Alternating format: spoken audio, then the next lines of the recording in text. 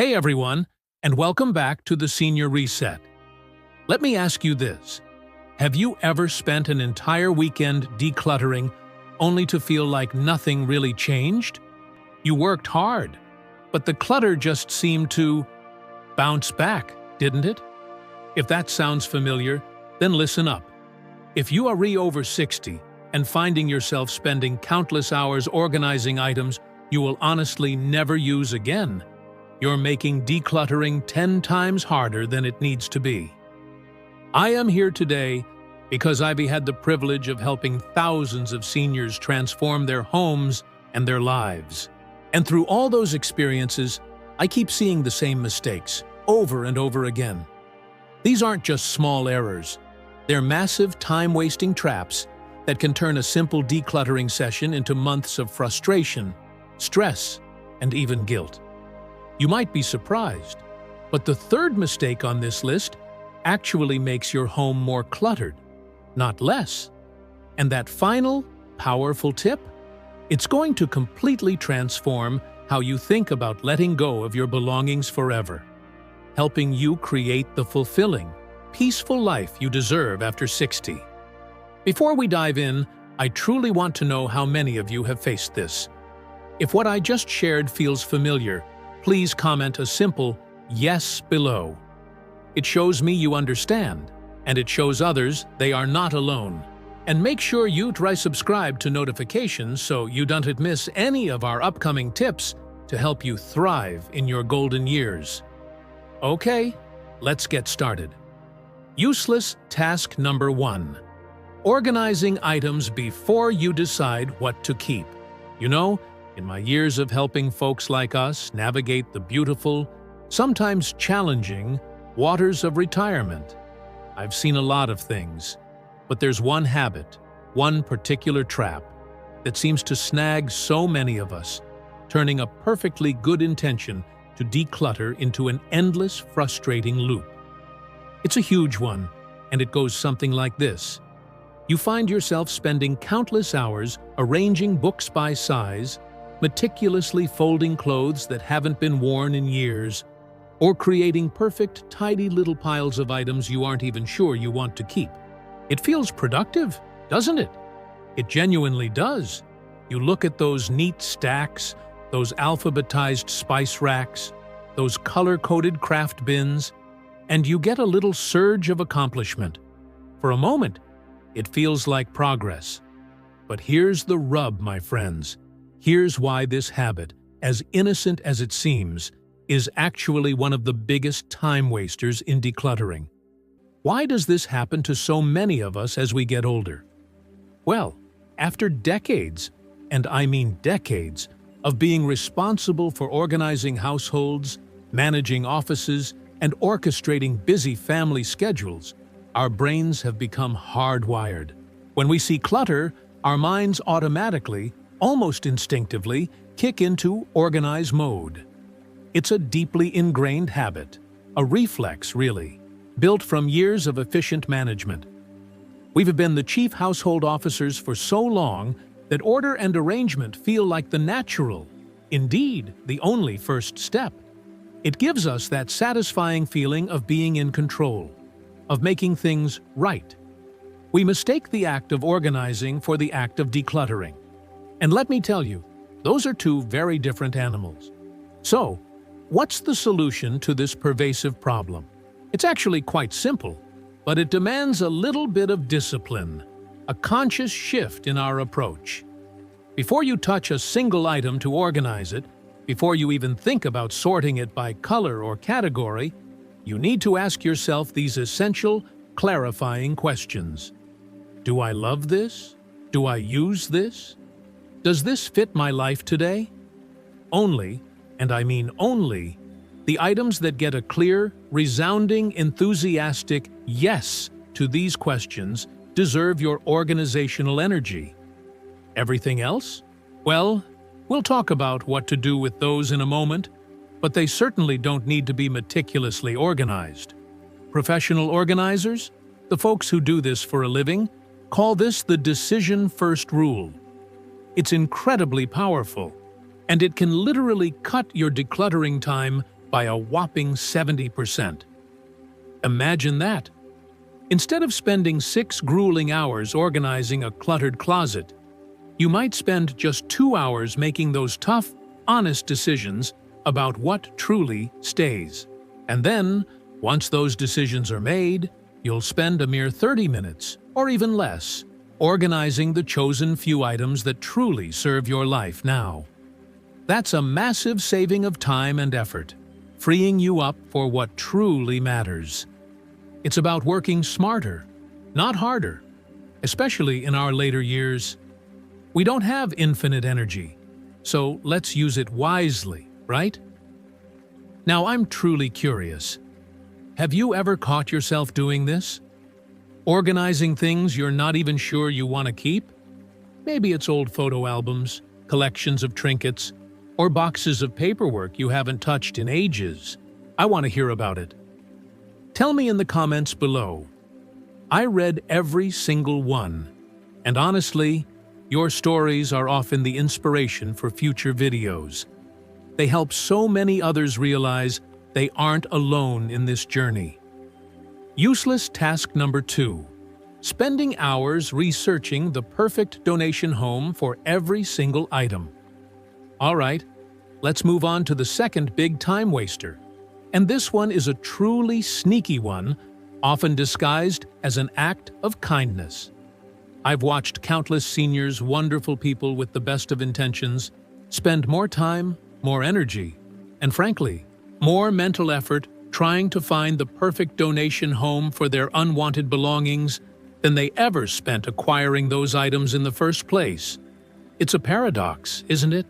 We get so caught up in the afterlife of our things that we forget the purpose of decluttering, which is to create peace and space in our own lives. Now, why does this happen? Here's the truth about what I call donation perfectionism. It is often not truly about helping others as much as we sincerely want to believe it is.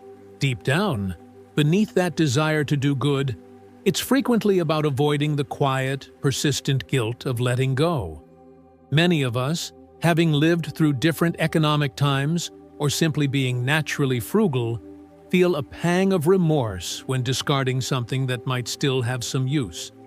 We think, oh, someone out there could use this. It would be a shame to just throw it away. And when we create elaborate research projects around donating, scouring the internet for just the right niche charity or the ideal recipient, we're unconsciously trying to make ourselves feel better about items we should have released long ago. We're trying to absolve ourselves of that little whisper of guilt to justify the purchase or the holding on to of those things. It's a psychological dance we do, a way to soften the blow of separation from our stuff. This research rabbit hole is particularly dangerous for us as seniors. Why? Because many of us, especially if we're retired, often have more time than we did in our working years. And that extra time, which should be a blessing for relaxation and hobbies, can easily get consumed by these good intentions that actually prevent real progress. I've seen wonderful people spend 6 months, sometimes even longer, meticulously researching donation options while still living in cluttered, stressful environments. Their homes remain jammed, their garages are impassable, and their peace of mind is nowhere to be found. Think about what that chronic stress is costing you in terms of your daily joy, your energy levels, and your overall well-being. Compare that to the marginal, often minimal benefit of finding the absolutely perfect home for items you no longer want or need. The trade-off just isn't worth it. The mental load alone of managing these to-do lists for donations can be heavier than the physical clutter itself. So, what's your new, simpler rule for this? It's straightforward. Choose 3 reliable donation centers in your local area. That's it. Just 3. Maybe a general charity like Goodwill or Salvation Army that takes a wide variety of items. Perhaps a specialized group like Habitat for Humanity Restore for your household goods, building materials, or even furniture. And then, one local organization that holds special meaning to you, like a local church thrift store or a community shelter, that's your roster. Everything you decide to let go of goes to one of these three places, based on a basic category, not extensive, time-consuming research. Now, if an item is truly, genuinely valuable, and by that, I mean we're talking worth over, say, $200 or more, then yes, it makes sense to do a little research to see if selling it or finding a specific buyer is worthwhile. But for everything else, the vast majority of our belongings, the goal is simple: removal, not optimization. The freedom you'll feel when you stop researching and start actually releasing these items is absolutely incredible. Instead of managing a complex donation strategy, which is often just another form of procrastination, you'll be living in a cleaner, calmer, and much more functional space. And that, my friends, is truly priceless. It's about valuing your peace over the perfect destination for a casserole dish. Useless task number 3. Creating elaborate just-in-case storage systems. This particular time waster, and a big one it is, might genuinely surprise many of you. You might think you're being clever, being prepared, being frugal. But this task, creating elaborate just-in-case storage systems, actually makes your home more cluttered, not less.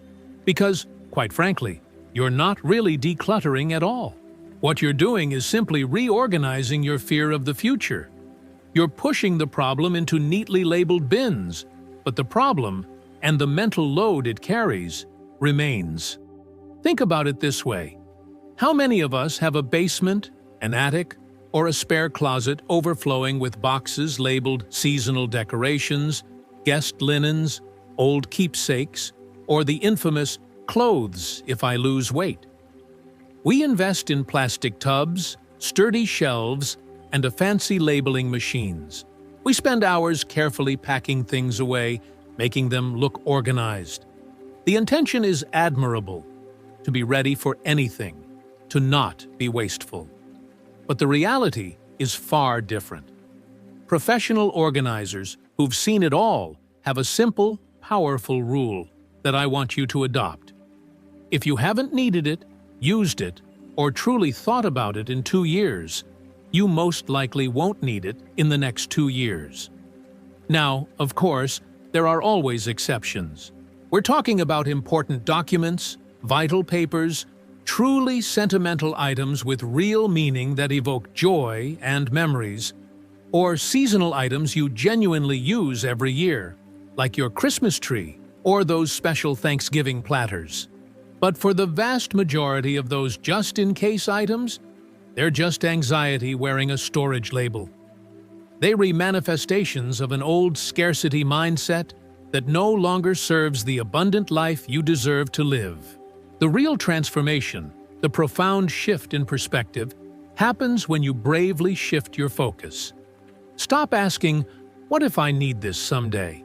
and start asking yourself this crucial question: how is keeping this improving my life today?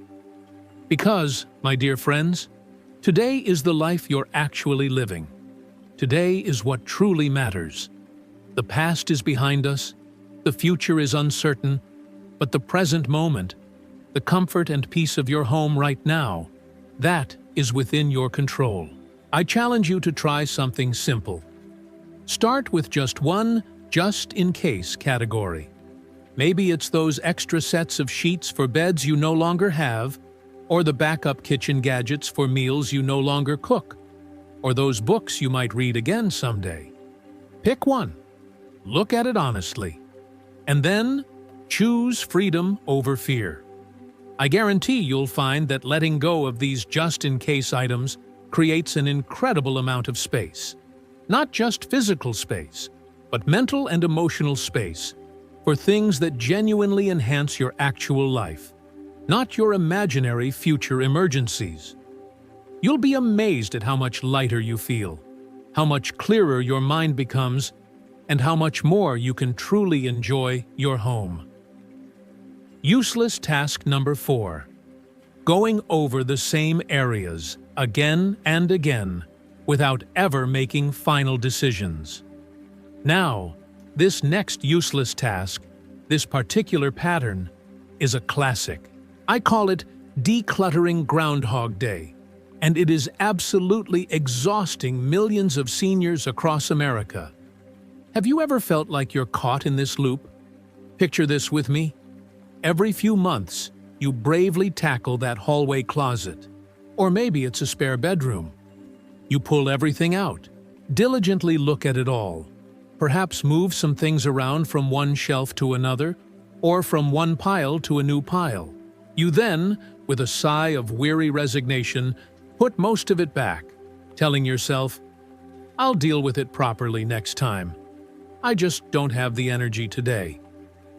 Months later, often when another special occasion or change of season rolls around, you're back at the very same closet, having the very same internal debates about the very same items. It's a never-ending cycle, a treadmill of tidying up that never actually reaches a destination.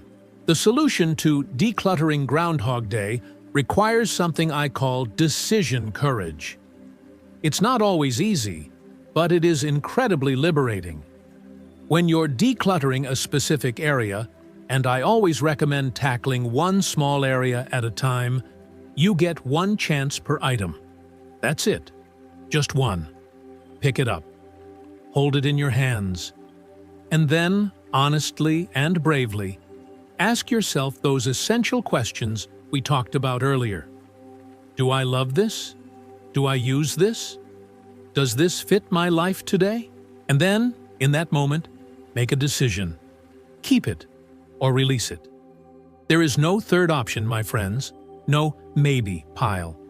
No, I'll decide next time. We are cutting off the escape routes. If you truly, honestly, in that very moment, cannot decide about an item, if it feels too hard to make that call, then it goes into what I call a decision box. You label that box with today's date. Then, here's the crucial part. If you don't retrieve anything from that box within 6 months, everything in it gets donated or discarded without you even opening it again. This simple rule forces a deadline, a moment of finality that breaks the cycle of indecision. This approach feels scary at first. I know it does. We're so used to having infinite chances to reconsider, to second-guess ourselves. But here is one fours. It's what happens when you truly commit to these one-time decisions. You stop wasting enormous amounts of mental energy on items that genuinely matter to your current life. And you start living in spaces that actually serve you, that bring you joy and peace, right here, right now. The relief that comes from finally, completely clearing an area, not just shuffling things around, is profound. It's a feeling of true liberation. You'll honestly wonder why you spent years revisiting the same clutter when you could have been enjoying clean, functional, and beautiful spaces all along. It's a gift you give yourself. Have you ever found yourself caught in this decluttering Groundhog Day loop, going over the same area again and again? What's the space in your home that keeps calling you back for another round? Share your experience in the comments below. Your story might just be the exact encouragement someone else needs to finally break their own decluttering loop. Useless task number 5. Holding on to items simply because they were expensive, regardless of whether they still serve your life.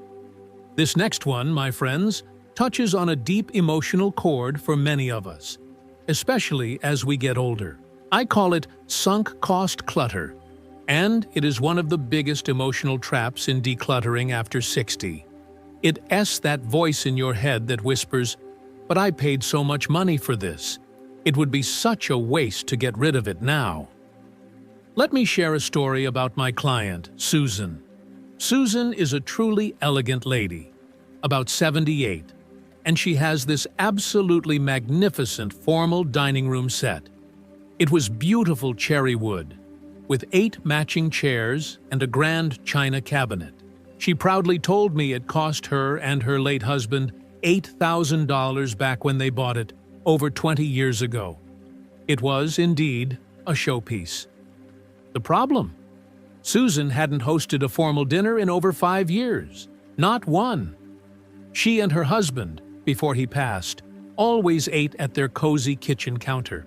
So, how do we break free from this expensive item paralysis? Here is a little exercise I encourage my clients to try. Calculate the mall cost per use. Honestly, it's a simple but very illuminating way to look at it. If you bought a top-of-the-line treadmill, for the freedom that comes from releasing this expensive clutter is profound. It's not just about clearing space in your physical home. It's about choosing your present life, your present peace, and your present needs over past spending decisions. It's about truly choosing you today and permitting yourself to live in a home that supports the wonderful life you're leading right now. Useless task number 6, creating too many sorting categories.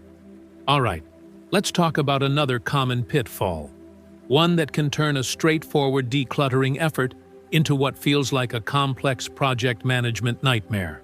This is the habit of creating far too many sorting categories. I've walked into homes where lovely seniors, with the best intentions, had created 20, sometimes even 30, different piles and boxes. Their living rooms, meant for relaxation and company, looked more like a logistics warehouse, filled with intricate systems and labels that would rival a library. The core problem with too many categories is this: they create something called decision fatigue, before you even start making the truly important decisions about what to keep. Think about it. Instead of facing 2 simple choices, keep or let go, you are suddenly confronted with making multiple classification decisions for every single item. Is this books, fiction, hardcover, or books, nonfiction, history? Is this crafts, knitting, or crafts, sewing? Your brain gets absolutely exhausted from categorizing before it even gets to the essential question: do I actually want this thing in my life right now? This mental exhaustion slows down your progress dramatically and often leads to giving up altogether. So, here's what I recommend, based on years of experience. The maximum number of categories you should ever use during a decluttering session is 5. Just 5. And they are simple: keep, donate, trash, sell, and only if you are truly, genuinely committed to selling it within, say, 30 days, and relocate for items that belong in another room. And that's a quick move, not another deep dive. That's it. Anything more complex than these 5 simple categories will slow down your progress and completely overwhelm your decision-making capacity. Keep it simple. Keep it manageable. The transformation, the real breakthrough, happens when you simplify your system to directly match your goal. If your goal is a cleaner, more functional, and peaceful home, then your sorting system should be as straightforward and basic as possible. Complex categories are for professional organizers and academics studying classifications, not for people like us, who just want to live more peacefully and comfortably in our own homes. Try this simple approach for your very next decluttering session, even if it's just 1 drawer or 1 shelf. Set up just 3 containers. Keep, donate, trash. That's all you need. Then, touch each item once. Make a decision. Keep, donate, or trash. Put it in the appropriate container. No subcategories, no detailed sorting, no complex systems. You will be absolutely amazed at how much faster you move, how much more progress you make when you're not trying to create the perfect organizational system for items you're planning to get rid of anyway. It's about decisive action, not intricate planning. Useless task number 7. Spending time and energy feeling guilty about past purchases. And now, we come to the seventh and final useless task on our list. And for many, this is the most emotionally draining one of all. This is the silent, often invisible burden of spending time and precious energy, feeling guilty about past purchases, about money spent on things that didn't quite work out, or hobbies that never truly took flight. This deep-seated guilt keeps millions of seniors trapped in homes overflowing with items they no longer want, no longer need, and certainly no longer use. It's time, my dear friends, to let that guilt go. Let me tell you about my client, Arthur. Arthur, a kind-hearted man in his early 80s, was holding a bread maker he'd bought 15 years ago. He'd used it maybe 3 times, then it was tucked away, forgotten, in a cabinet. Instead of making a simple decision about whether to keep it, he spent a full 20 minutes telling me, almost apologetically, about how excited he'd been to buy it. He detailed how he'd researched different models, imagined the smell of fresh bread filling his kitchen every week. Then, his shoulders slumped. "I feel so stupid," he said, looking at the bread maker. "I wasted all that money and I never followed through."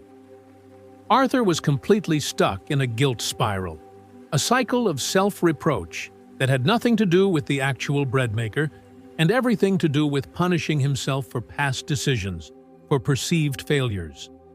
Here's the shift, the powerful mindset change that truly alters everything. Instead of continuing to ask yourself, "Why did I buy this?" or "I wasted money on this," I want you to start asking this liberating question: what does keeping this cost me today? Focus squarely on your present reality, not on those past decisions. The money is spent, the purchase is made, and the only question that truly matters now is whether this item serves your current life, your current needs, your current peace of mind. So, I ask you, what items in your home are you holding on to because of that nagging guilt about buying them? Take a moment to think about it. It's time. It's time to forgive yourself. It's time to release that burden. And it's time to focus on creating the peaceful, functional, and joyful space you absolutely deserve to live in, starting right now. As we wrap up our time together today, we've explored 7 critical, often overlooked habits that can truly transform our homes and, more importantly, our peace of mind in these golden years. But knowledge, as we all know, is only powerful when we choose to put it into action. It's not enough to just watch and understand. The real change begins when we actually do. So now, I have one important personal question for you, my friend. What is the one commitment you are making to yourself, just one, after watching this video? It could be something wonderfully simple. Maybe it's, "I will finally tackle that top drawer in the kitchen this week, using only 3 bins." Or perhaps, "I will let go of one expensive item I no longer use, forgiving myself for the purchase." Or even, "I will only organize what I've decided to keep, starting today." Please, share your personal commitment in the comments below. Let's build a supportive community here. Let's inspire each other to take that first, brave step. Your commitment, however small, could be the spark someone else needs. Finally, take a moment to think of one person in your life, a friend, a family member, a neighbor, who you know needs to hear this message today. Someone who is struggling with clutter or that silent guilt. Please, take a moment and share this video with them. You truly might just change their life and help them find a little more peace in their home. Thank you for watching. Stay healthy, stay wise, and remember, your home is your haven. I'll see you in the next video, ready to tackle another challenge together.